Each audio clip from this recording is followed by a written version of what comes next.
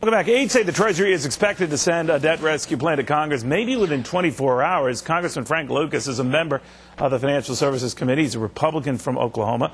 Congressman, where do you stand on this whole thing? Well, Neil, I've always been hesitant about government intervention. I've always been hesitant about unlimited burdens on the taxpayers. But this is one of those situations. I participated in a Republican conference committee call this morning for 45 minutes.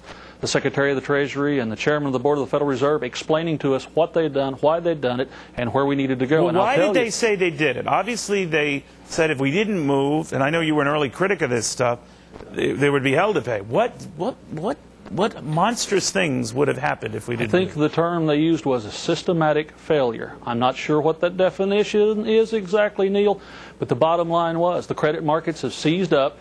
This property boom that became a bubble, that became a bust, that so many people chased after on all ends of the financial market in a greedy fashion, has come back to haunt us, and it has set off a chain reaction. But, you know, Congressman, there are a lot of people who say, you know, they were just trying to scare you. There's no way that would have happened. They were just hyping it and all that. And you disagree. Neil, I'm from the 3rd District of Oklahoma. We suffered the most during the Great Depression and the drought of the 1930s. We suffered through the twin asset boom and bust in the oil and agricultural markets in the 1980s. I don't want to let that happen again to my constituents. I see what's going on. I see the reports. I'm not at the terminals looking at the computer screens at the Federal Reserve or at Treasury, but I know that we've got to act in a bipartisan fashion to put something together to stabilize the system so that the liquidity markets will open up so we can get back to doing America's business. Okay, and you feel that what they're doing now and the price tag that could come with it is still cheaper than what would happen if we didn't do this? They're going to send us a legislative proposal, I believe, this weekend. The drafters in Congress will turn that into a bill, I hope, by Wednesday.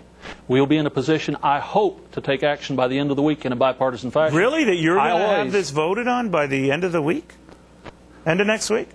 I am optimistic that we'll be able to respond, but we'll see. But the bottom line is, if we don't act in a responsible fashion, in a bipartisan way, to address the situation, if we don't stop the process that's going on, then the danger to Americans out there, if you have a credit card payment to make, a house payment, a farm payment, a business payment, a home equity loan, right now you're secure, but if we let this get out of hand, it's going to touch you, and we cannot allow Americans to be destroyed by decisions made outside of their households. All right, I see where you're coming from, Congressman. Thank you very much. Thank you, Neil. All right, for